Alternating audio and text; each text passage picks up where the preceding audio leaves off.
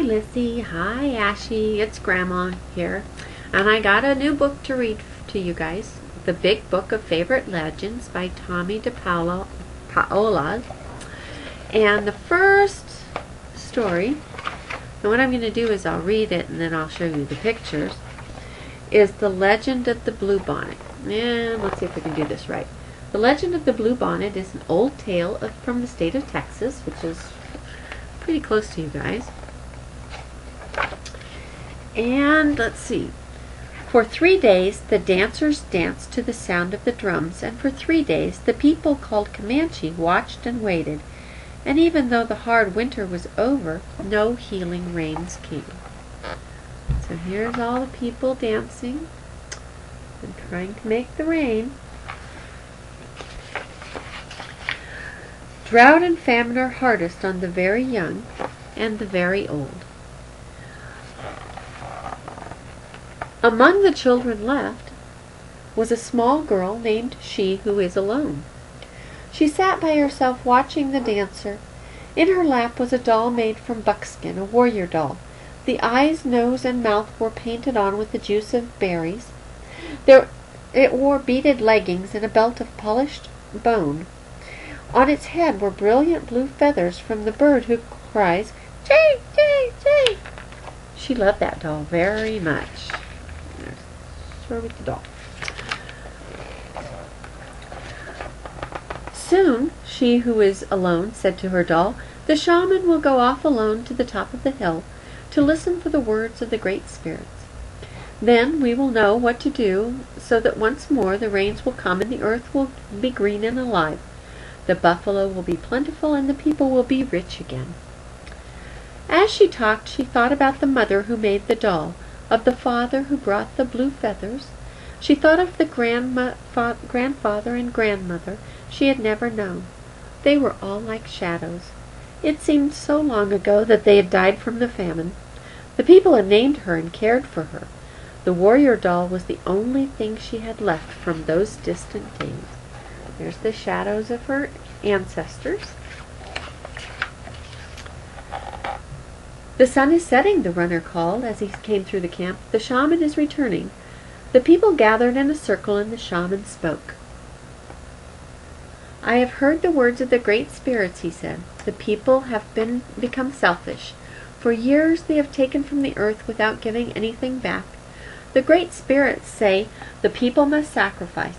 We must make a burnt offering of the most valued possession among us. The ashes of this offering shall then be scattered to the 4 points of the earth, the home of the winds. When this sacrifice is made, drought and famine will cease, and life will be restored to the earth and to the people." And here you can see the shaman talking to the people.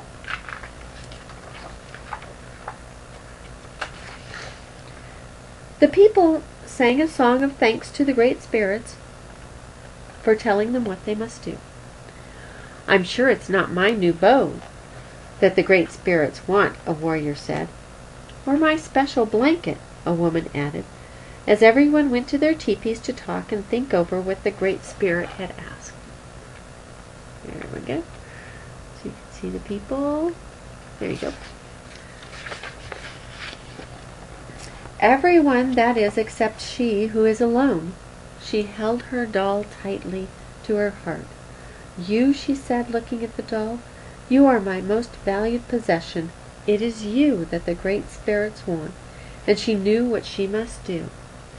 As the council fires died out and the teepee flaps began to close, the small girl returned to the teepee where she slept to wait.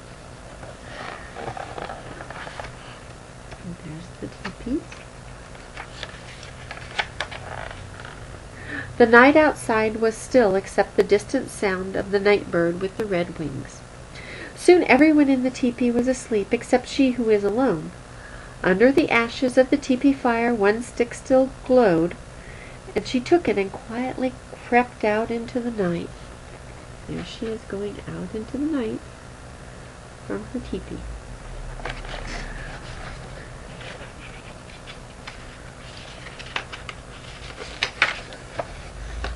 She ran to the place on the hill where the great spirits had spoken to the shaman. Stars filled the sky, but there was no moon. "O great spirits," she who is alone said, "here is my warrior doll. It is the only thing I have from my family who died in this famine. It is my most valued possession. Please accept it." Then, gathering twigs, she started a fire with the glowing fire stick. The small girl watched as the twigs began to catch and burn.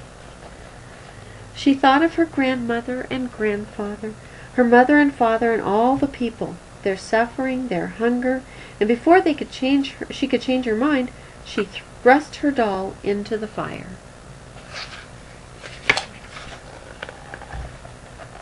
She watched until the flames died down and the ashes had grown cold.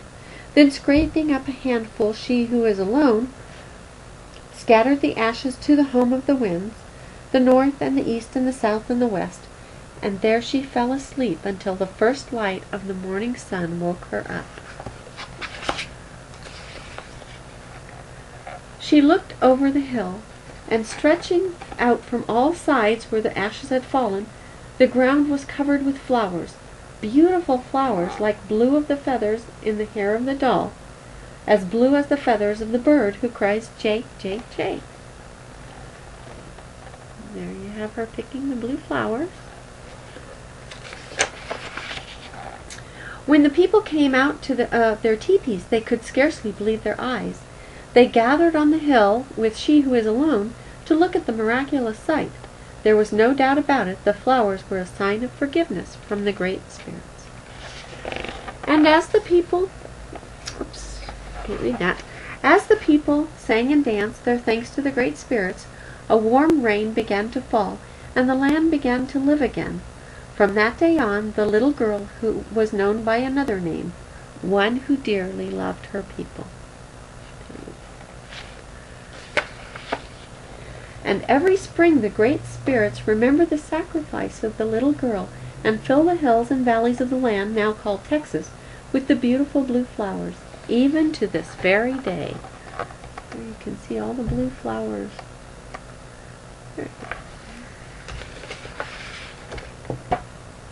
The author's notes say that the bluebonnet is a form of wild lupine. It is known by other names too, such as lupine, buffalo clover, wolf flower, and el conejo, the rabbit. But its most familiar name, bluebonnet, probably began when the white settlers moved to Texas. The lovely blue flowers they saw growing wild were thought to resemble the bonnets worn by many of the women to shield them from the hot Texas sun. The suggestion to do a book for children on the origin of the Texas state flower came to me from Margaret Looper, a reading consultant in Huntsville, Texas. Gathering folk tale material is always interesting, but more so when the suggestion to look at a tale comes from a friend. Margaret sent me a copy, and I cannot thank her enough, for I was immediately drawn to it. When doing a book based on a legend involving real people, it becomes a drive to find out as much as possible about their customs and their ways of life in order to portray as accurate and full a picture as possible. In this search one comes upon information that fascinates. One point especially interesting to me was that the Comanche people did not have a concept of one god or a great spirit. They worshipped many spirits equally, and each one represented a special skill or trait. They prayed to the deer spirit for agility, the wolf spirit for ferocity, the eagle spirit for strength, and to the important buffalo spirit to send them buffalo for the hunt. The crow spirit was evil, therefore, in my retelling, the people prayed to the great spirits collectively. Even though the legend of the bluebonnet is a tale about the origin of a flower, for me it is more a tale of the courage and sacrifice of a young person.